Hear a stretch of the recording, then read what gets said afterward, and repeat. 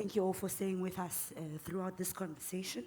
We are just getting our last speaker mic'd up, and I promise you, this will not hit. It will be very short. Yes? This is our closing panel. Our whole role now for this session is to consolidate the contributions, the conversations we've been having over the past 2 days. I don't think I need to introduce myself. I work a lot with everybody in this room. And I've always been sitting at the back, lurking, briefing people, talking to this one, talking to that one. But hopefully, this session allows us to wrap everything up, have key takeaways, have exciting moments, and then when we are done, Soshai Vosho. Yes? We are going to dance a little bit upstairs when we finish. Yes? So, I will take my seat. Abshen Minjani. And we begin. So thank you. A special thanks to my panelists who are here today. I'm joined by Mark Vegerev, Dr. Mark Vegerev, from the University of Pretoria. He focuses on food systems. I'm also joined by our lovely Executive Director, Auslebo Ramafoko, a great history and accolades of her time spent in the civil society and social justice movement. And she's at the helm of OXFAM South Africa, and we've engaged her throughout the sessions. And thirdly, I'm joined by Romao Xavier from OXFAM Mozambique. He is the country representative for Mozambique, and will be sharing as well with us some reflections on their work, as well as tying the linkages between a convening that we had around food systems in Mozambique just a month ago, which was a country-focused conversation that linked to global trends and what we're seeing. It convened a lot of our partners globally, as well as facilitated us to have a regional conversation. So he will be tying the knots between the conversations then and how we are seeing these conversations unfolding as well. So a warm round of applause for our panelists. To kick us off, I just want to reflect a little bit about the challenges that we are faced with.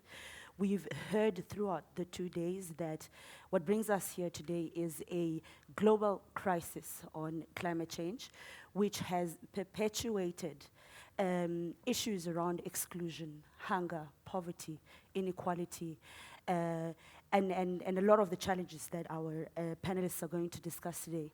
But central to that is, we've seen with the Oxfam inequality report that highlighted that in South Africa, 1 in 4 people go hungry every night. They go to bed and sleep without eating. Now think about that for a moment. When you think for a country that has about 50 million population size, 1 in 4 of those people go to bed hungry. Let's pause for a moment to think about that. Because I also want to draw you to the theme as well of what brings us here today, is that hunger is not a charity issue, right? It's a social justice issue, and we need to think about these things as we talk about them. And for me, I always say that, social justice work is an emotional exercise. So hence, I'm asking you to pause for a moment and think about the 1 in 4, right? We have global stats as well that show us how poverty, inequality continues to escalate, how the rich, the 1%, continue to take from the plates of families who are often at the periphery of state interventions. So joining me today, I'd like to open up firstly to Mark, who will speak a little bit to us about, what does a feminist, decolonized, transformed food system look like? What are some of the things that are being implemented by communities, by women farm workers, who are focusing on some of these issues and not necessarily in the limelight or we know about what they are doing. So Mark will reflect to us a little bit about, what we are seeing in the landscape, what are the challenges, but most importantly, as we wrap up, we're looking for opportunities. So listen out for that. Mark, over to you. Thank you. Thank you very much. I think it's easy if I stand. I hope the PowerPoint will come on now as well. Thank you very much for having me. I think because I've got this, I don't have to stand there. I can walk up and down, pretend to do a TED talk. So while that's coming, I hope everyone's still awake. I really appreciate you all being here. Yeah, on this side, can I see a hand? Yeah, there. And this side. And online, anyone on? If you're online, you also thank you so much for sitting online and following all of this. Okay, there it is. This was the title I was given. But I actually quite like it when I got into it. And I think this thing works. Yes. So I'm just going to try and talk really, first of all, we know the tragedy. So I don't need to emphasize that. And Nkateko was just bringing that home to us as well. But yeah, it's really worth remembering. And something I do just want to say briefly that we're talking 1 in 4, close to 1 in 4 children are stunted in South Africa by the age of 5. And the figures are similar in many other African countries. I was told this is a regional, and the region is Africa, so I'm going to try and talk to that regional thing. With some better successes, Ghana is more like 15%, so doing much better than South Africa. Senegal is doing better than South Africa, despite South Africa's wealth. Other countries, which are much poorer, not doing so well. But to be stunted by the age of 5 means you will never reach your full potential, your full intellectual and physical potential. And that's a tragedy for those people, and it's a tragedy for our society because we are losing people, the full contribution they could make in society. So we have to keep that in mind. But I'm going to try and focus on sort of what we need to work towards and what we need to build. Imagining here this feminist, decolonial food system. The starting point for me in that is what African women are already doing. I'm probably, as a white man, not the best person to speak about a feminist, decolonial food system, but maybe that's the way the organizers thought it. Maybe it's a good thing. But for me as a white man, I'm saying I'm looking at what African women are already doing. That's what inspires me. And I think what African women are already doing is intrinsically, to some extent, feminist if we value it, and decolonial as well. So that's what I'm going to try and look at. And I'm going to try and bring home some of the ideas with very sort of concrete examples and pictures. But I have to say a few things on the concepts. And I just want to say also on the problem, this is from the FAO report, annual report that they put out every year. So this showed for years we were making progress. The prevalence, that's the proportion of people going hungry in the world, and the total numbers. So we were making progress. The number was dropping. The proportion of people was dropping till about here. And then progress stopped. And then with COVID, we're reversing. We're back to where we were 15 years ago. So while we were making progress, we could kind of say, well, it's still a disaster. 600 million people are hungry in the world, but we could kind of feel we're on the right track. Since about 2010, we're definitely not on the right track. And that should say to us, we have to have new thinking. Continuing as we are is not good enough. Slow progress at least is progress. Going backwards is not good enough. We have to have new thinking. So we need that new imagination. And again, I will turn to that imagination of African women and what they're doing. And the causes, of course, we hear climate change, we hear conflict and so on. Ukraine came up again. And of course, if we're sitting Senegal or South Africa, there's probably not much we can do about the war in Ukraine. So I hear economists, I hear politicians always sort of say, the war in Ukraine, driving up fuel prices, fertilizer prices, grain prices. Sure, we can't necessarily solve that problem. But we can do something about the impact it has on our people. So we should not be off the hook. We can do something about how it affects us, and we're not doing enough. We're using it as an excuse to not do enough. The other one that gets less emphasis is what I call corporate concentration and financialization. It was touched on yesterday. And with that, something we don't talk about a lot is the fact that you then have reduced state power. So as the corporates accumulate and hold more and more capital and power, the state has less and less ability to intervene and solve the problem, and that becomes a problem in itself. So we have to look at that. So just to bring that one home, I want to share an example, of just how quickly things are concentrating and what it means with one very concrete example. 20 years ago, I thought there was high levels of concentration in the global food system. Raj Patel wrote this book on Stuffed and Starved and showed how much power sits in a few hands of buyers internationally. But things have moved so fast even since then. So one company you've probably never heard of, 3G Capital, set up only in 2004, so less than 20 years ago, by 5 Brazilian billionaires who were already major shareholders in AMB InBev.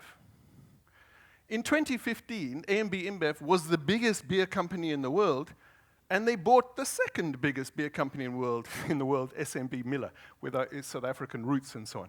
So now you have this enormous beer company. Why is beer relevant? Well, we drink it across Africa. Every African country, I'm sure, is drinking some product of this one company. But the agricultural buying power globally of that company is incredible, and how they can then dictate, buying patterns and growing patterns with that.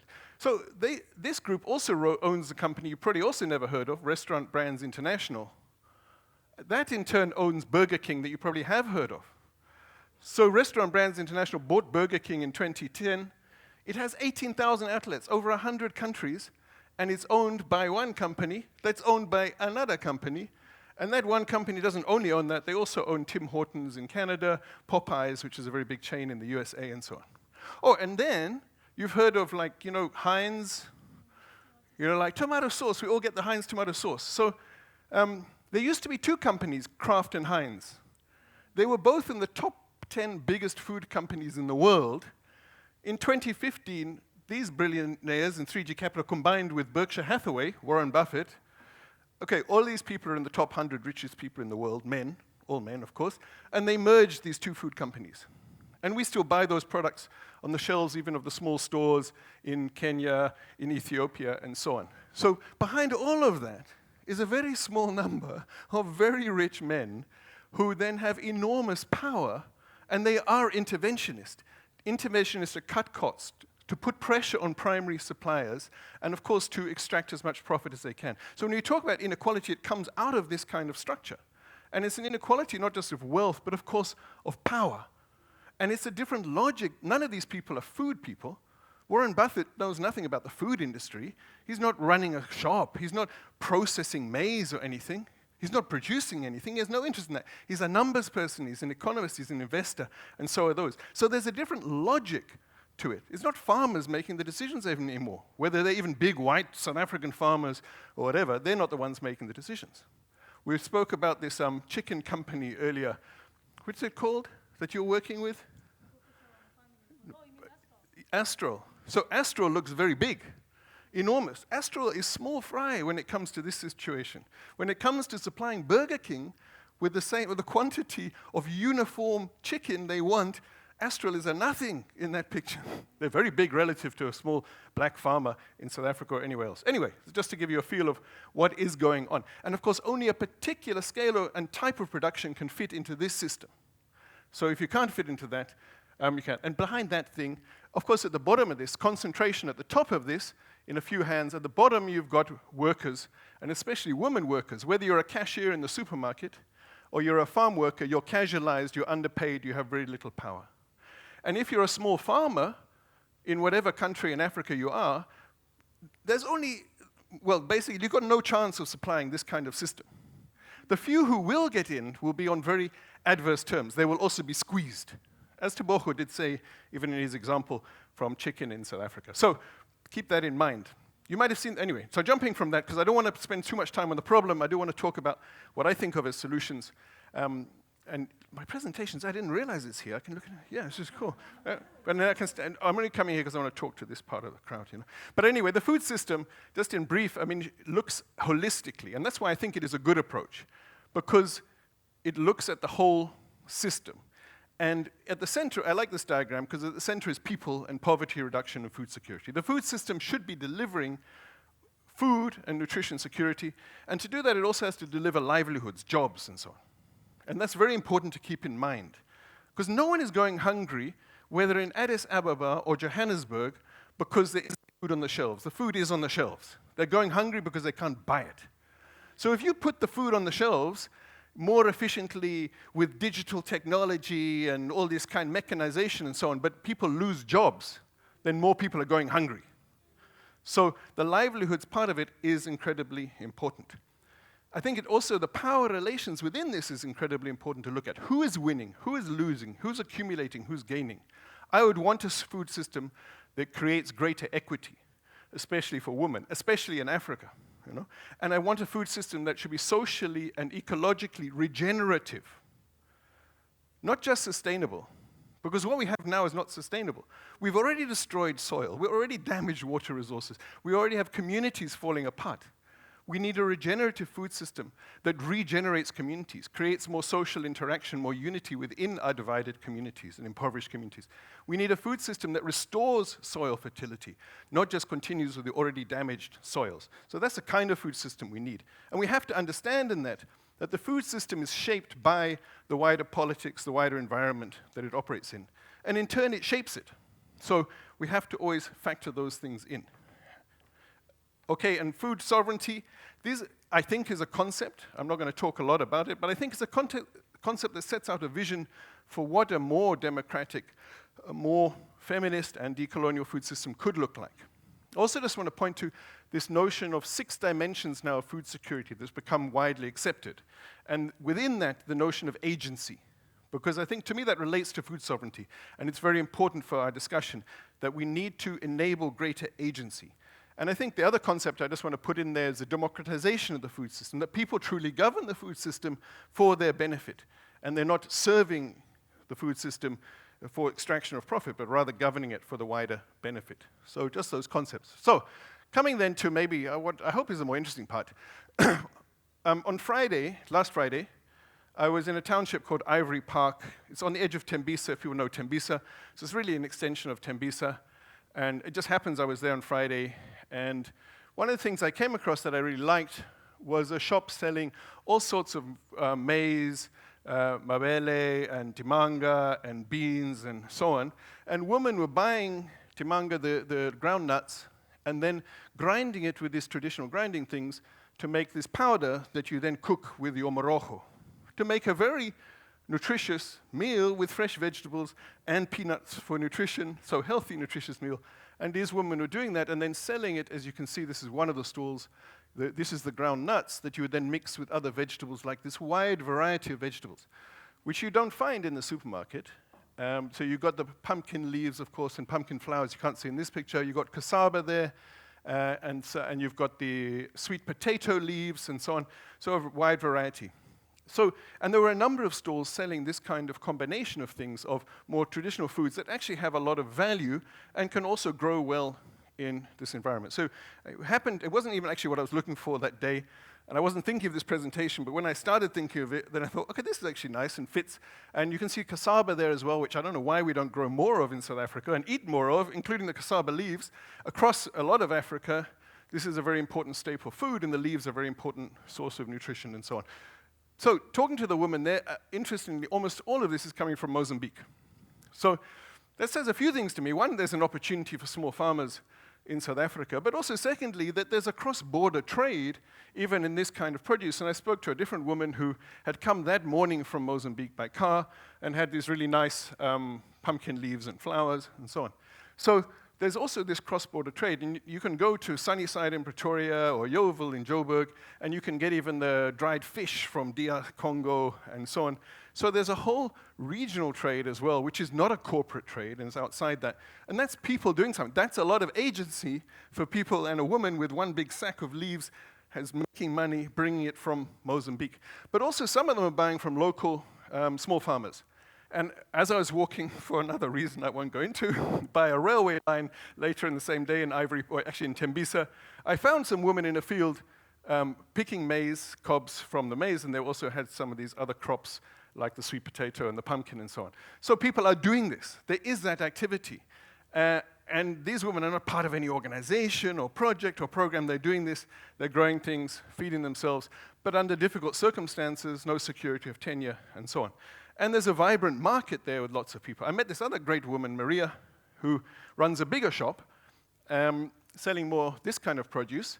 And she's been doing that since she's been selling since 1992. She started selling frozen icicle things to school children in 92.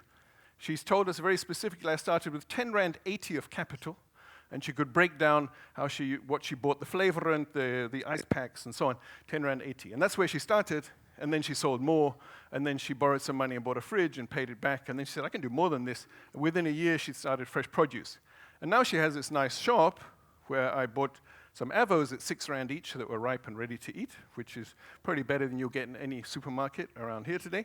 And she also sells crates and boxes wholesale to mostly other women who are street traders in the area. And on many of the corners on the streets in this area, you'll find a woman with a stall, not quite as nice as this one in the center of Joburg, but selling that kind of produce. And selling them, as I'll show you just now, considerably cheaper than the supermarkets are doing. So they're doing this. This is just from Joburg. This is another common thing, the trolley traders, which you now find, at least in Gauteng, all over the townships and informal settlements, young men going around. And yeah, well, I've eaten some of it, and you can see in the picture there, it's a lot of good quality. And we're also doing a project now, price monitoring, to see what's the price of this produce. So these are many small actors, but cumulatively, they're very big. So from research we're doing in the fresh produce markets around South Africa, all the big agents, and these are big corporate agents, and they're mostly white, but they're very clear, at least minimum 50% of all their sales are going to the informal sector. So that's about 18 billion Rand in 2021 of fresh produce, over 3 tons of it, and more than half of that is sold through the informal sector. They're moving at least 1.5 million tons of fresh produce, 8 billion Rand business. Cumulatively, this is big business. This should not be taken for granted, although it often is. The only time it gets real attention from the Metro Police is when they're being removed from the streets. But when you go and look at the spatial and the integrated development plans, you don't see mention of these street traders in local markets. The only market I could find in the Joburg integrated development plan was the tourism market in Vilakazi Street in Soweto. But no mention of where most of the produce from their market in Joburg is going. So cumulative, this is big, it's important, it's people creating it from the ground without any support, in fact, a lot of harassment, and that's agency, and that's what I take some inspiration from. And just an example of sort of links, there's a lot of potential then for me for the links between small farmers, black farmers, and this kind of market. And in fact, it's happening as well, especially in spinach for some reason I haven't fully understood yet. But many research I've done with small-scale black farmers, this local market of street traders and so on is very important. It's cash in your hand, and it's often for better prices than you get when you sell into the supermarket value chains, even if you can, which very few can. And you don't have any transport costs. They come to you and buy from you. So this is just one example. Ben, a black farmer, 8 hectares of land. Okay, he can't even get land of his own, as we know, but anyway, he's renting from a white landowner. But that's not stopping him. He's employing 9 people full-time. Interestingly, these sacks here are chicken manure from another neighboring farmer. And he survived better than many other farmers during the big increases in fertilizer prices because he's not so dependent, because he's got a relationship with neighboring farmers who also benefit from being able to move that. And he sells entirely to women street traders like this one. She's one of his buyers. During COVID, when all the prices were going up, he didn't increase his prices. And when you talk to him, he says, well, I know they can't afford it. I know my customers, and I know they can't afford it. I know their customers can't afford it. So he wasn't just sitting in a boardroom, an investment conference room or something and saying, well, maintain our balance sheet or whatever it is. He was saying, I know my customers. So he increased his production, sold more at a lower profit, but he said, I know my customers, they can't afford more. And he does know them. And knowing someone is the opportunity for that human solidarity. When you sit in the boardroom in Berkshire Hathaway, wherever it is in the US, you've got no particular interest even in South Africa or food, let alone the actual people. Oh, and yeah, Maria, I met her sitting in her shop. She employs 4 people now in that shop. And she runs it. It's her operation. And she goes to Tshwane Market every morning and buys it. Now, I've never met the CEO of ShopRite, but maybe one day. But I could meet Maria, and I could talk to her about how she started in her business. So just to give you a taste of it, and sorry if I'm going too long, but I hope it's a bit of interest. When I'm talking about what these street traders are doing, if we look at these prices, this is just a snapshot, but I'm trying to make it very sort of concrete. February, there was a big uproar about increased inflation, 14% food price inflation versus 7% core inflation. Something like onions gone up 47% in just 1 year. That's an enormous increase. onion prices, wholesale in the markets in South Africa, 6 Rand 16 a kilo. The retail prices average 22 Rand 53 a kilo. Now, what is happening? Where's the 16 Rand going? It was still just an onion, you know? And that's a 266% markup. Now, our data collectors getting produce from street traders got prices averaging 15.53 per kilo of onions in the same month. They're still doing a good markup, 152%. Sounds actually rather high. But it's 7 Rand a kilo cheaper than the average in the formal sector. That's a big difference for the buyer. And yet, that person is also making money. They're also creating a livelihood for themselves. And the farmer is getting exactly the same price. The farmer's not losing anything in this system, but the customer's gaining and another livelihood is created, and accumulation to shareholders is not happening in that system. I think a lot of what I'm talking about, especially to those who are not from South Africa, this kind of food system, I think is very familiar in many other African countries. So I'll jump to that and just talk about Tanzania. And they did a lot of research looking at the food system feeding Dar es Salaam, which is a fast-growing city now of 6 million people. During the time of my research, ShopRite pulled out of Tanzania. They failed to make it. Nakumatt from Kenya pulled out and later went bankrupt in Kenya as well. And another Kenyan supermarket group, the name's gone out of my head for a minute, also pulled out. The supermarkets failed, and I think in part because there was a far more competitive food system that was operating, but with millions of small-scale actors. And I do think we see this across Africa. So just, you know, pictures to bring it to life, a woman farmer and her sacks of maize, of which, of course, she's going to keep a few sacks for herself and her family. She's going to sell others through traders, which end up, a lot of them, in Dar es Salaam.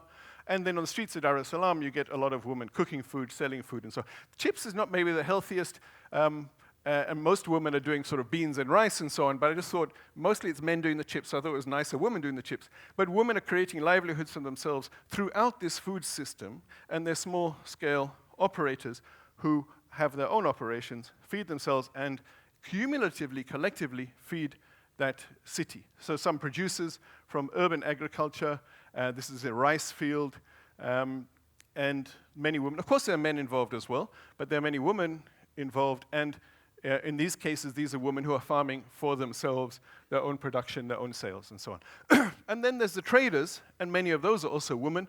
We often talk about middlemen, and I hear a lot of negative talk about middlemen, but I'm arguing that the women involved in this are essential to this food system, because they and the men are paying cash to farmers for that produce, often at a farm gate or in a regional market like this one.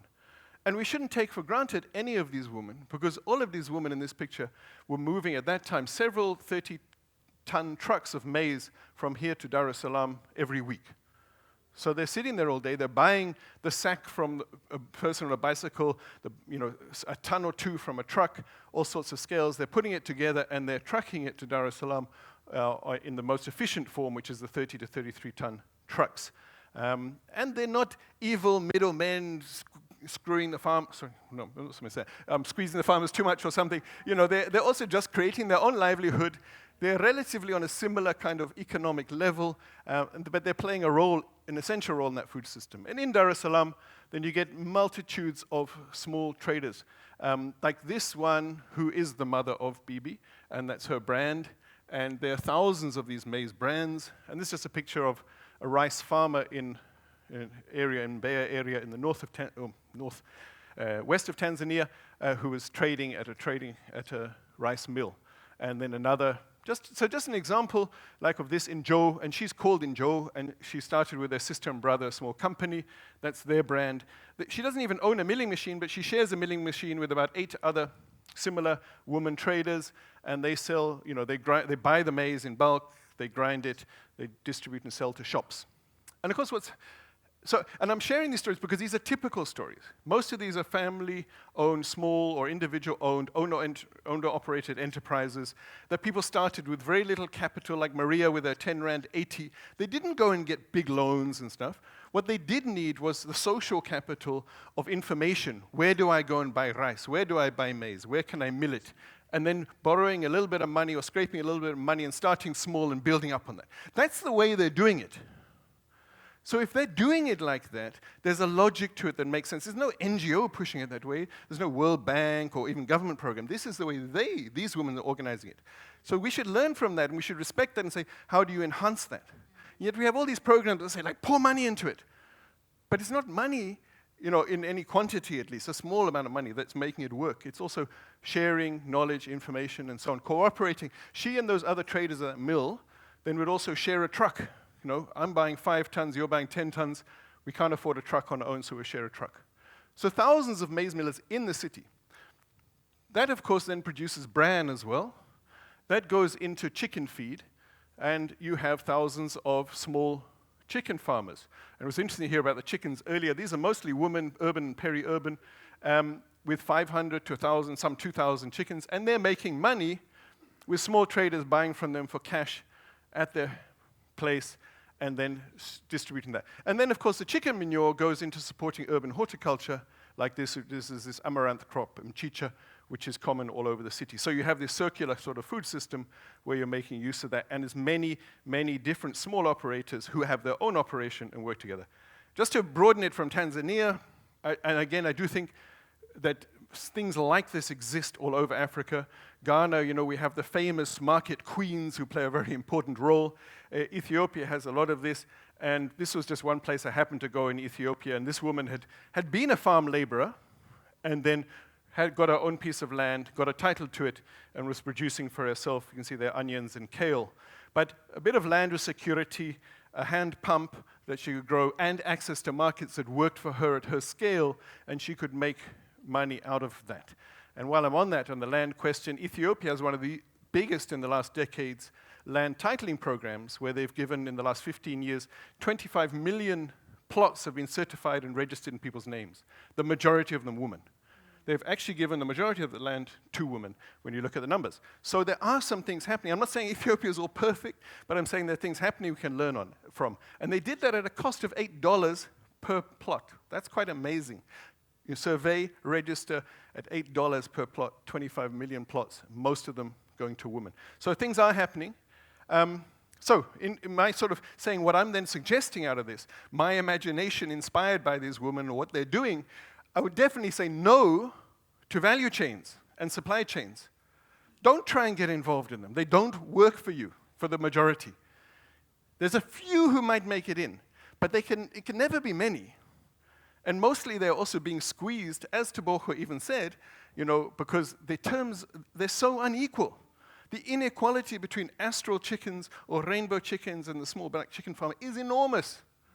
Between the farmer growing maize on 1.5 hectares and the massive maize companies, the gap is too big, the power is too unequal. The very logic of a value chain is the lead firm squeezing value out of every part of that chain.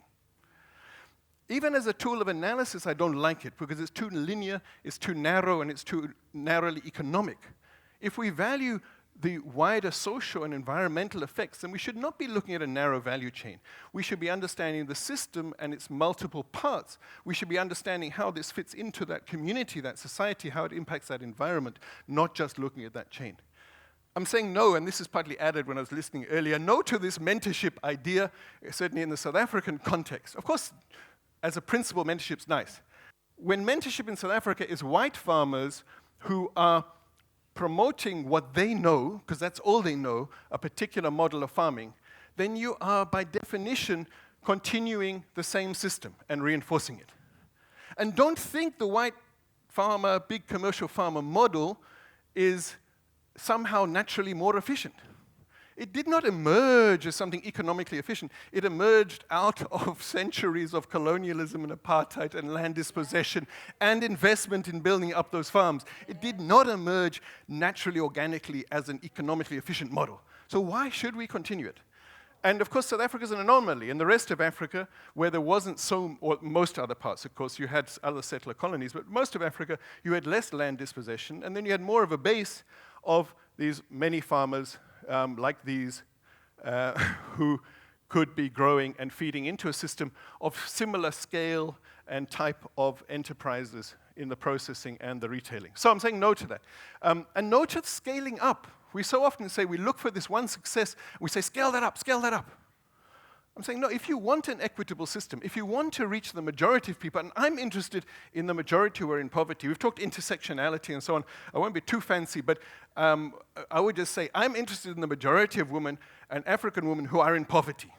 So I've got nothing against the elite woman who goes and does well in her space, but for the wider food system, I think we have to be looking at a food system that works for that majority. So scaling up the one enterprise, Maria taking over all the other shops in the street, turning everyone into cashiers in her new supermarket. Is that a more equitable food system? No. But she's not doing that. She's collaborating with others. So, which I'll come to just now in my last minute or something. So, and I'm saying no to this sort of corporate food systems. And if we're talking about decolonizing, where does this food system come from? Where does the model come from? Where does the money come from? Where is the ownership? I can't stand here talking decolonizing and then say, well, continue with that food system. Black farmers must be part of it. There's nothing decolonizing about that. You know, that is actually colonizing. That's totally colonizing. Hey, black farmer, forget what you're doing there with your crops and your foods and so on. Become part of this. That's colonizing as far as I'm concerned. I'm also going to throw in here, maybe it's provocative, no to these cooperatives.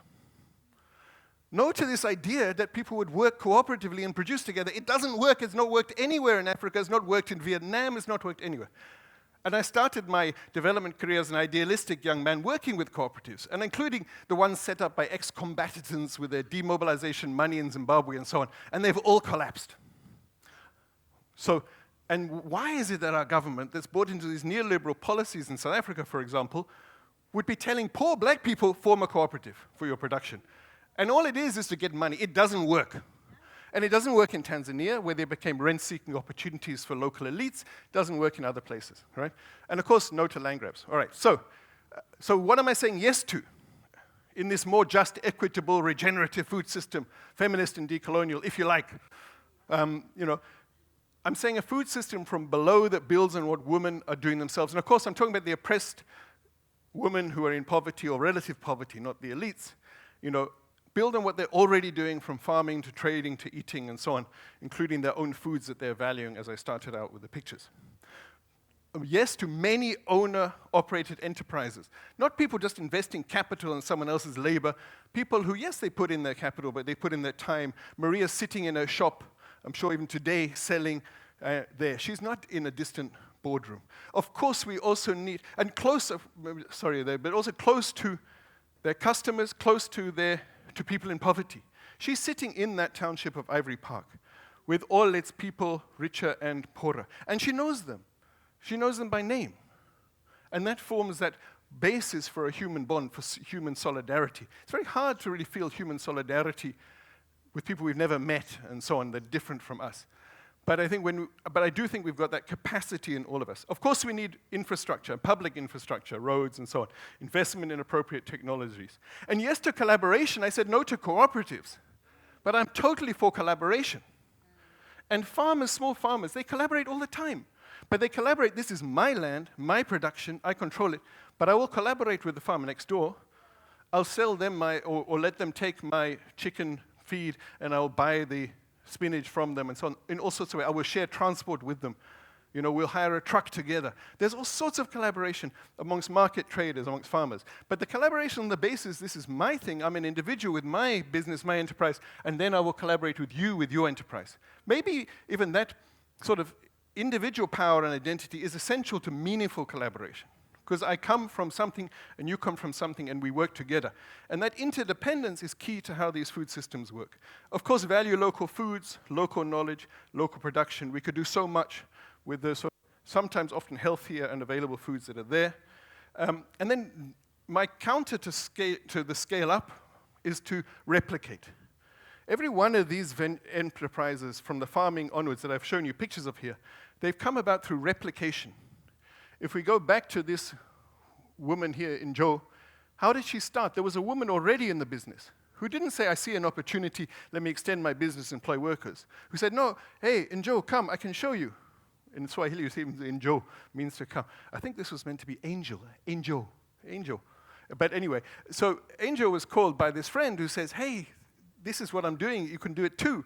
And showed her the ropes, says, where do you go and buy maize? You don't get on a bus 500 kilometers to go to a maize market, you know, without someone going with you and showing you where you're going. So that person replicated and helped replicate. And that's how most of these things, how the system is growing. And that is a more equitable route. So, yes to replication. We need public markets all over. They exist in many other African countries. They're built into the town planning of places like Dar es Salaam. There must be public markets in every area. The logic being every person living within walking distance of a fresh produce market. I mean, it's simple and beautiful and should be done in South Africa and other places. So in many African countries, I think it's about recognizing and valuing what is already there and protecting it from the interventions that are happening that are threatening to destroy it, including land grabbing, supermarkets, and things like that. So it needs to be protected. In South Africa, we need to deconstruct our food system. And I'm saying this shows us a way that we can do that and recreate something else from the ground. And I'm saying, I'm not just dreaming fantasies. People are doing it already and expanding that already. And yes, the title had global in it. And I'm saying local, yes, we need more local markets, every suburb, every village, more local trade. That creates more opportunity for links between small farmers, small traders, and so on. From there, I think we can go to regional. Already people are doing it, cross-border, as I said. You know, and the onions coming from neighboring countries into Ghana, potatoes from Kenya in Tanzania. I'm not against that at all. And when you're talking staple foods like maize, you're not going to grow it in the city. You've got to move it over a distance. But even when you're moving it, it can be through what I think of as a people's food system. Many small actors of a similar scale, similar size. It doesn't need that vertical integration. It doesn't, because I've seen it happening. As in Tanzania, those traders collaborate together to fill the 30-ton truck if one of them can't do it alone. So you can still have many actors, even over longer distances, even regionally. Like a woman I met, she's come from Mozambique with one big sack. And yet she's making enough money to cover her transport. Something is working in that we can build on. I'm not so young anymore, so I'm not so radical anymore, so I'm not saying immediate or complete end of corporate food systems. You know, it's a process of change, a process of protecting what's there where it's there, and probably you're going to have multiple parts of your food system. But I am saying shift substantially towards valuing and building this sort of people's food system that I'm talking about. What we need to do for that, let me not go through all of these because I'm out of time, but you can read it quickly. The core of it being valuing women farmers and pastoralists and their own investments as well, and what they are doing. And I mentioned pastoralists, and I just do want to flag that because in many countries in Africa that's really important, so I focus more on small farmers, but pastoralists are really important as well. We do need to strengthen land rights for women, for communities, for small farmers, for pastoralist communities. But again, a lot is happening in that space as well. So, like I've just put here, I mean, Rwanda and Ethiopia have big titling programs. Sierra Leone has passed the most progressive sort of land legislation just last year. Anyone looking globally, I'm not talking about Africa alone, I'm saying anywhere globally, if you want to look at the groundbreaking legislation, especially on things like free, prior, informed consent for communities, look at Sierra Leone's recent legislation as well.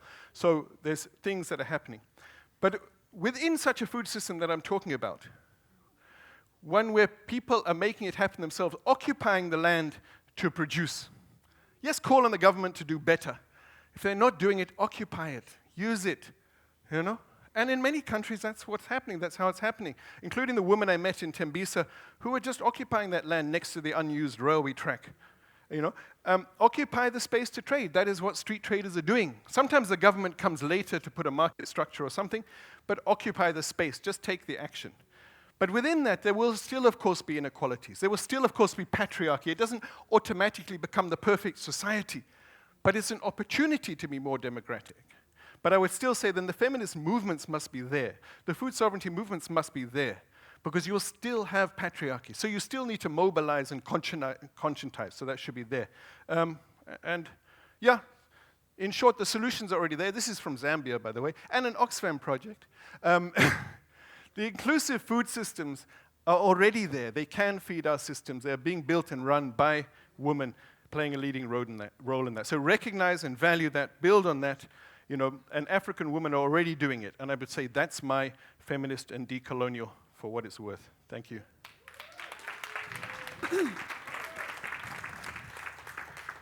Thank you so much, Mark, for sorry about the time. that provocative reflection. I think you're challenging us to think differently.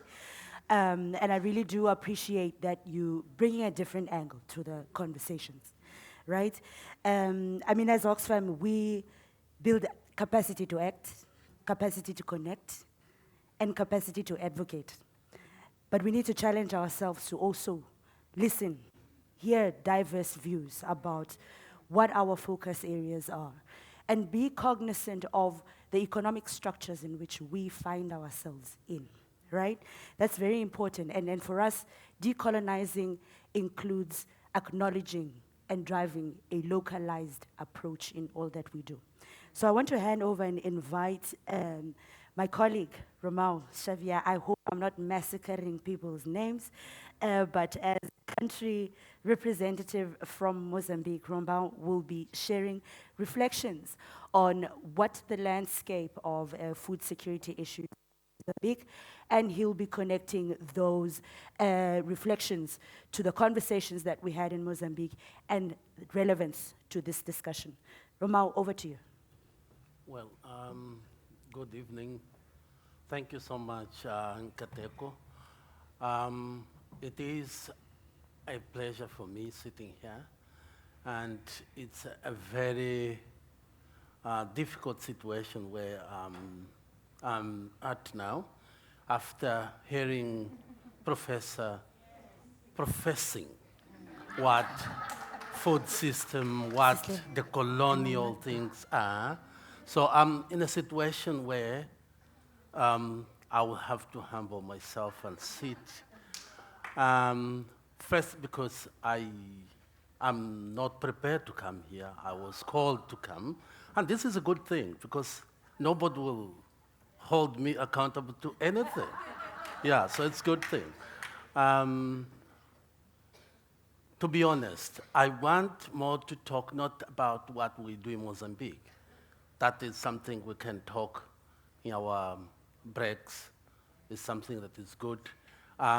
Just to clarify, I also speak on behalf of Oxfam in Southern Africa. So where I'm sitting, I have Oxfam in Mozambique, but I have Oxfam that works across the region, in the SADC region. Together with Oxfam South Africa, we do a lot together. One of these things that we do, and we did right last month, is to reflect on our feminist approach to food systems. And it's what I want to talk about a little bit. It does not speak to what we do solely in Mozambique, but it speaks to what Oxfam does. And I just want to take opportunity because someone just asked me in our break, what is that Oxfam? I hear Oxfam here, Oxfam there, Oxfam there. What is that? And that question came from someone who was invited. Actually was in a panel earlier on today or yesterday, I can't remember. So Oxfam is a confederation of 21 affiliates globally. As a confederation, we are working in more than 80 countries around the world. So we have a leverage in terms of what we are doing globally, and even in terms of influencing the discourse of things. And I was saying we had our reflection last month around our feminist principles around food systems. So Oxfam, in reflecting that, came up with 11 areas or 11 principles, if you like, to consider this feminist approach to food system. And those 11 together, they bring the understanding that Oxfam has around decolonial system, decolonization. I think the words, they are misleading themselves. When we say decolonizing, we think about our liberation movement that decolonized us. If I ask any one of you guys, are we decolonized? Are we? And that is a fundamental question. So we need even to challenge the words. Are we decolonizing what? From what?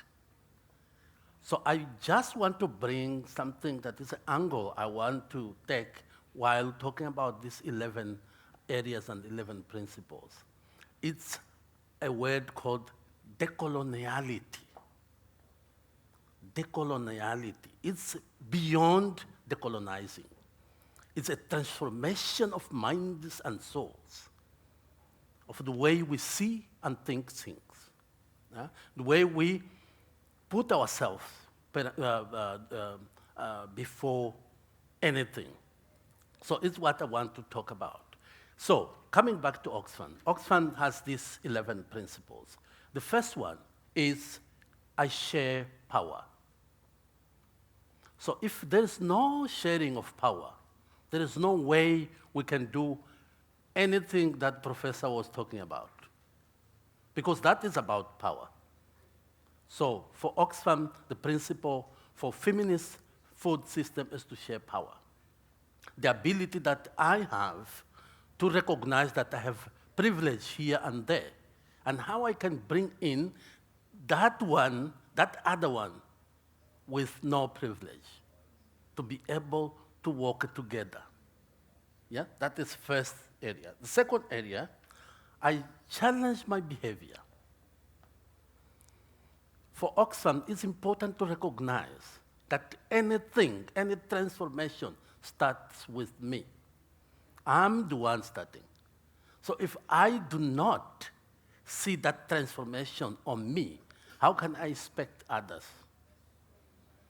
So that is the second area. The third area for Oxfam, I support feminist movement. As a global player, movements. As a global player, I can recall Fatih talking about that. We have given ourselves a role of helping civil society around the world. When we say civil society, we include social movements and others. The fourth area, and this is very important, it's nothing about us without us. How can you expect me to do something that you decide for me? That is a very powerful principle for Oxfam. So to have a feminist food system, to have a decolonized food system, you have to take that and leave it as a principle. The fifth area is feminist is for everyone. Since yesterday, when we say feminist this and feminist that, what we see? Women, women, women. Feminist for Oxfam is not about women. It's about everyone. Yeah? The role of everyone in the process. Why we talk about women when we talk about those things? Because of the history. Women have been, neglected all along, and we say, if we want everyone to be part of it, let's have that positive discrimination for these marginalized groups, and we talk about women. Yeah? The sixth area is there is no justice without gender justice. I just talked about that now. So if there's no gender justice, we will never attain any justice within the food system and beyond. The seventh area is that I champion diversity. For Oxfam, diversity is a cornerstone. If you do not embrace diversity as an asset, then you're set to failure. And the eighth is I value safety. I don't need to talk more about that. Safety, very important. And 9, I want a supportive environment. And this has to do with how we as Oxfam and the society enable the environment for people to thrive. be women, minority, and others. Very important. 10th, I believe in freedom of expression. Freedom of expression is a fundamental right in our democratic thinking. So if I'm not free to express my opinion, then I can't contribute. But also, for those who have a power, if they are not able to recognize that anyone has an opinion and anyone has a right to express that opinion, then we can't talk about feminist food system, we can't decolonize. And 11th, this is the last area. It's about eliminating gender violence. I believe anyone here in South Africa mainly knows what gender violence means. South Africa, as we heard yesterday, it's where we have more than 60% of single-headed households, mainly by women, that suffer violence. There's a study, I believe 2011, 2012, that was released by the Minister of Gender and Social Affairs in South Africa. That was really something to cry. So those are the dimensions we as OXFAM advance and live as a principle to provide for a transformative food system that can decolonize not only Africa, everywhere. Africa, because Africa has been one of those marginalized areas, but even in the most developed societies, we have people that are colonized. They can't think by themselves. And this brings me to stop here by citing professor, say, I, as a white guy, coming here to speak about that is no good. I would say it's so perfect, because decolonizing and feminist thinking is about people, not race, not anything else. So, Professor, come. I'm here. Yes, every time to bring us with your knowledge. Thank you, thank you, thank you, guys. Thank you so much for your reflections, Romal. And I think you're challenging us here to think about decolonizing differently. One, at a systems level, we really need to break down the structures that perpetuate the things that keep us outside. Two, at an attitudes level, I think change begins with self. And the moment you see yourself, Dr. Mark, as being part of the change you're fostering, that's when it happens. But also, thirdly, decolonizing the mind as well. There's a paradigm shift that needs to move within ourselves to enable us to have these conversations frankly. I'd like to invite our executive director, who will reflect a little bit from her perspective on some of her views around this global feminist food system, what that potentially looks like, what it has been to have had this conversation over the 2 years, and also perhaps where are the opportunities for OXFAM as well. I do know I made promises earlier on. Please hold me accountable. But we will be finished soon enough. And I did say it won't hurt, right? Very fruitful conversation. Please, Edie, over to you. Thank you. I'm going to stand up simply because I'm short. There's really nothing to that. So thank you to my fellow panelists. I think a lot of what was said really reflects some of the things that I wanted to speak about in this panel, about actually what are some of the things that we need to do in order to achieve a feminist, decolonial, and global food system. First and foremost, I think intersectionality was spoken about quite a lot in this, where we were bringing issues of climate justice, issues of land, and issues of food security. But I want to bring a few other things and maybe also highlight some of the few others that were mentioned here. Firstly, particularly in Africa, but in other parts of the world as well, we will not be able to have a feminist decolonial global food system if we really do not challenge other toxic cultural practices as well. So for an example, if you are a widow in many African cultures, apart from the fact that so many women do not have land, if you are a widow and you lost your husband, there are still women who face the idea of losing property and losing land because they are widows. And so I am bringing that up because, and I think that the previous speaker speaking about the 11 principles that OXFAM subscribes to, spoke about gender-based violence. There is a violence around widows. Sometimes these are older women. They are women who have stayed in traditional lands. So we are talking about women farm workers really being removed from the land, but there are also other women who are being removed from lands because they have become widows. I think there are some hot potatoes in South Africa that we would need to speak about if we really want to speak about a decolonial and feminist food system. For an example, we've got the Ngonyama Trust in KZN. And,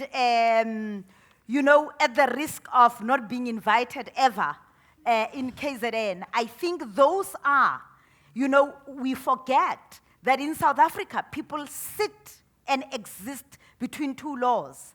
There's traditional laws that affect many women that are being ruled by those laws. And there are women who can run to the Constitution and say, but these are what my constitutional rights are.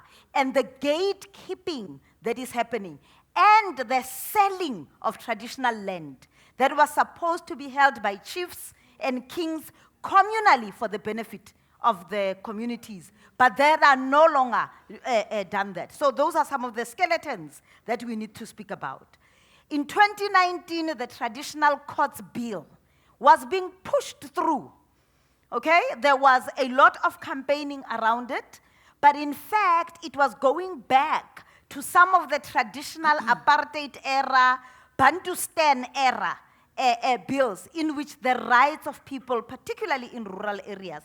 And for us, while there is urban farming and urban agriculture, if we are not going to create an enabling environment for women in rural areas to be able to organize, to speak freely, to have autonomy, to gain access to the communal land, then we will not be talking about a decolonial and feminist food system. Because in fact, one of the principles we are talking about, and even government speaks of those principles, is leave nobody behind. So as we construct decolonial feminist food systems, we need to ask ourselves, even as we are sitting in these rooms, coming from various organizations, we are privileged by being in these rooms. So who are we leaving behind? The second thing, and I think one of our speakers who was in the room, was the exclusion of certain people. We spoke about, in agriculture, the exclusion of young people, but many other countries in Africa exclude the LGBTIQ plus community. So how are we going to be speaking about a decolonial, inclusive food system when we really are grappling, with whether or not we are going to even allow people to love and express themselves as to who we are in Africa, let alone whether or not they will be able to have access to land? Can girl children whose parents die still retain their homestead and be able to feed themselves? That's another issue we need to talk about. I also think that for me, what happened in this entire meeting was the whole issue of the need for global solidarity. And I think the Prof absolutely brought it home for me around the fact that there are very few people who are not even sitting in Africa, who are really controlling how we get food, what we eat, what the farmer gets. So what is the kind of global solidarity that we need? How are we going to build a solidarity in what we call the global south? How are we concerned about what is happening in Mozambique, what is happening in India, what is happening anywhere else in the global south? And how are we going to see our struggles, particularly in South Africa, as the struggles that are connected? And also, how are we going to learn from each other about what are some of the strategies? In a lot of ways, we do not need to reinvent the wheel, but there's also a lot of lessons. So in my view, how do we continue this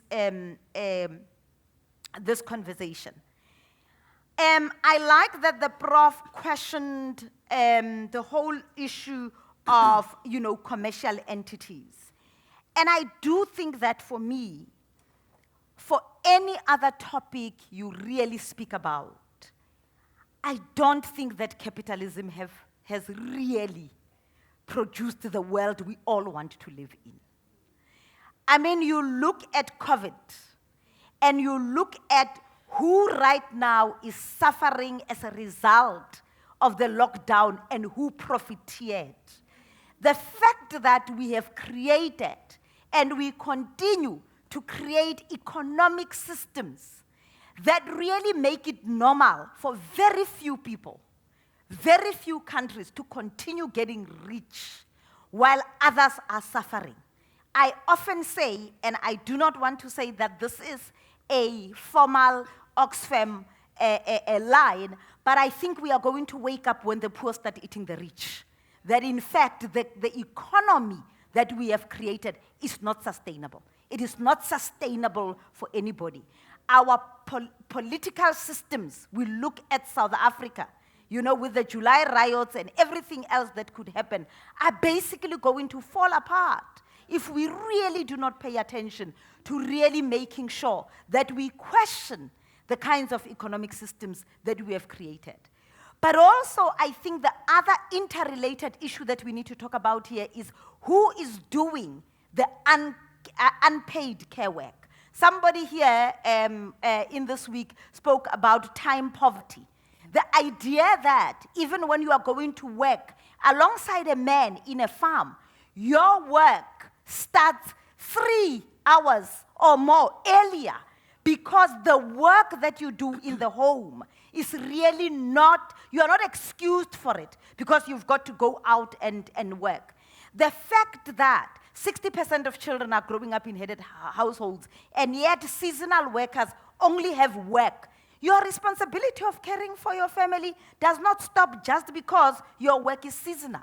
So there is also a labor. I often say, even equal pay for me really does not make a difference because when I earn 10 rands and a man earns 10 rands, but out of my 10 rands, I've got to take care of 4 people. Okay? Then it's no longer 10 rands because we have left the care for women, for children, and even sick people in the hands of women. So I think for me, there is also an issue around we really need to disrupt economic systems and understand all of these things that we are talking about.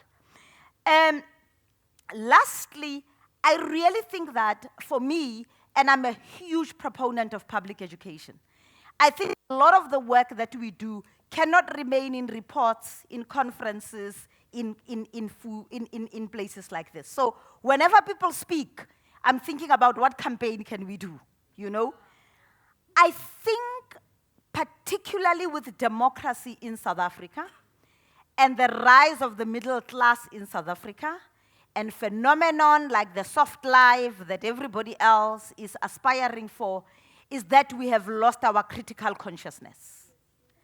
So for me, a very simple view of the world is if we walked out of, and we just wanted to do an experiment, and we walked out of the ICC, and we really asked people where their food is coming from, I think many people are going to say Checkers, they are going to say Pick n Pay, they are going to say Spar, and the sophisticated are going to say Woolworths. The farmer, the woman farmer, and the people who are behind the scenes around the food that all of us consume, their stories and their realities basically do not come to the fore. And I do think that this work should not really end up in conference rooms. I think our responsibility, some of the issues that Prof was raising around what it is that the value of, I mean, who are the people, if you follow social media, who will be talking about Johannesburg being clean, Johannesburg chasing away all of their vendors in the city center? And of course, they must trade on the pavements if we have adopted the kind of cities that will render them invisible and do not make space. And I do think that, for me, the critical consciousness of what it means for a family, for a woman, to be able to trade and trade safely, to have a piece of land, when it is not charity. And in fact, the theme of this symposium was chosen very carefully.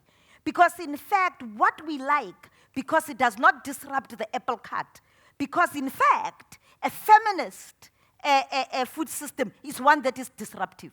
So I think we must also be very comfortable that at some point, as South Africans and even as players across the continent, we must be very uncomfortable about some of the things that we are going to have to trade off. So in fact, what we really need is to disrupt even how our cities are organized. Who is allowed to be in the city? Who is not allowed to be in the city? Which shops are legitimate? And we saw it very, very succinctly during COVID, that in fact, people who could sell food were those that had formal shops. So whether we were in a pandemic or not, those that are, within the bell curve of capitalism made bank because we could go to their shops. But the informal trader who depended on being out every day was told, no, you cannot stay home. And we saw in Johannesburg when permits were given that we had no imagination, we had no plan of how do we enable those that are feeding their families on a day-to-day basis to be able to make a living. So lastly, I think we need to be thinking outside of the box. And I do think that part of what we need to do is, even in our own comfort zone, is to basically be prepared to be uncomfortable. And lastly, I do think that this will need all of us to learn and unlearn. There's a lot of unlearning we also need to do around who's got power, who doesn't have power, who makes decisions, who doesn't make decisions. And I'm sure with my colleague from OXFAM in Mozambique, who spoke about our principles, when we really interrogate what we need, we will actually realize that we've got the answers. What we need is the kind of commitment to act and to be accountable, because a key principle of being feminist is accountability. Thank you. Beautiful. Beautiful, beautiful, beautiful. How do I top that? I can't. I can't do it. But what I will do is to consolidate, right? Let me save my dignity. So we've heard about how global trends have affected our economies. We've heard about how pandemics have disrupted our families, our ways of life. We've heard a lot about, from Fati earlier on, who reflected on some of the mechanisms that exist already, commitments undertaken by governments under the promise of Agenda 2063 with the CADA process, wherein our heads of state have committed 10% of their national fiscus towards agriculture. What are we doing as civil society to monitor that? How do we know that South Africa is delivering on the promise? Because ultimately, that's supposed to build 6% back into GDP. So these are some of the things that we think about as we think about circular economies. We heard Dr. Mark reflect on the importance of that. As we think about integrating systems and ways of working within farm workers, as we reflect on some of the issues that he highlighted, let's not just say yes to everything, Let's think about how we approach these matters. Do value chains really add value in our systems? And if so, how do we engage with those structures? How do we ensure that there's benefit sharing, not only for corporates, but for the farm worker? Sislebo reflected a lot on that too. As we look at also our approaches to feminist principles, let's reflect first from the self. Romal reflected on the 11 principles that OXFAM is backed by. As a feminist leader working for a feminist organization, I'm 100% behind him. Oh, not behind him, sorry, next to him. Correction on my part. But these are some of the questions that we really need to grapple with as we move forward, as we then think about the kinds of interventions, as Sislebo reflected, that we want to challenge. So a few things. As we move out from these conversations, our team is going to pull together all of these discussions. What we're going to do as well is to almost develop a communique, but we have to work with you in getting the wording right, the calls to action, the demands that we want to see, because we have to go back to the AU. They have promised us that they would contribute 10%, and we need to monitor that carefully. How are our governments showing up to us? How are we disrupting these structures that perpetuate poverty and inequality, as Sislebo has reflected? Dr. Mark also highlighted how the economic structure itself is creating monopolies. People are continuously locked out of the system. How do we shift that? So these are some of the things that we want to surface. These are some of the things we want to include. And these are some of the advocacy messages that we're wanting to also feed into global influencing agendas run by OXFAM as well. We have the Behind the Brands 2030 campaign, and that really looks at activating sites of accountability for private sector companies who are holding this space and locking small-scale farmers out. So our vision is to really hit the ground running with influencing these platforms, to think about what value chains mean from a critical point of view, but also to reinvigorate that critical consciousness that we heard about. So having said that, I'd like to thank you so much for joining us for this closing panel. I did promise that it wouldn't hurt, and I think it didn't. Everybody's still awake. And would like to invite our MC, firstly, to come take over the process. But before I do that, can we give a warm round of applause for our panelists? And from me, Nkateko Chauke, Nkensi. Thank you. The program director, is that what it's called? Yes. Abandoned me and said, no, just you are on stage. Colleagues, we've reached the end of what has been a very enriching a 2.5-day event. Mine is to thank each and every one of you for being in the room, for sharing so generously with us your ideas, for being so involved and really open to our invitation, but also the provocation. I would like to thank all of the presenters who have been here. Refilwe, please don't go anywhere.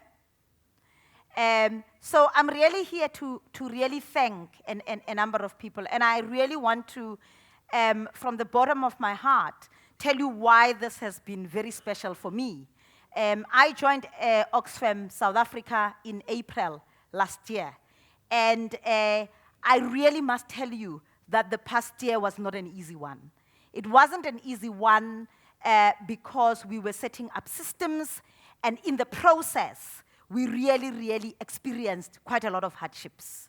So I want to thank the team, everybody at OXFAM who really worked very hard with me. I want to thank all the other OXFAMs that have supported us by really pledging solidarity, by staying with us. I want to thank the partners that are here today, because ours is to work in partnership with a number of organizations. And for me, it's a huge highlight. A year later, we are still standing. A year later, we are strong. And I hope a year later, we have all learned lessons about how are we going to build a formidable organization that is part of a really big confederation that really has at its founding the commitment to ending inequality and poverty. And so I really want to thank all of you. I thanked at the dinner that we had with our partners and donors, the board members that we had, and we also have our board chair. All of these are men and women, first and foremost, who are very committed in their own activism, but also committed to the success of OXFAM. And it's a real honor to serve, to serve with them. And we will introduce our board chair at the next event. I want to show you and introduce you and show you Refilwe. I don't know what she's doing there at the back. And I think for me, part of the things that we do that are decolonial is to make sure that young black women get an opportunity to do work for us. So the beautiful flowers, the organizing, the shuttle, and everything was done by Refilwe and her company, Nari Group. I wanted to bring you up to thank you very much for, sometimes I know it was heading cats, as we were preparing for this symposium, but thank you very much. And we really are very happy. You must plug us with the flowers. The flowers look beautiful. And I think we also have Daniel, who's been working with the technical team. Daniel works with us at the office. He just laughs at me all the time. But those are the people that have made sure, and the tech team right there at the back, make sure that everybody else who is online can see, and the camera people, they're making sure that we look very beautiful. Thanks, everyone. I'm not going to keep you away from your drinks. Tomorrow, Nangomso, if we call and we say OXFAM would like to pick your brain. And lastly, but definitely not least, I want to thank Jackie, the poet, who really kept us on time and made sure that we really do this work. Thank you, colleagues, and the cocktail is upstairs. Please join us. We are getting down. And for those who are going to the airport at 8 o'clock in the morning, you can leave the cocktail at 7 o'clock in the morning. You'll be in time for your flight. Thank you very much.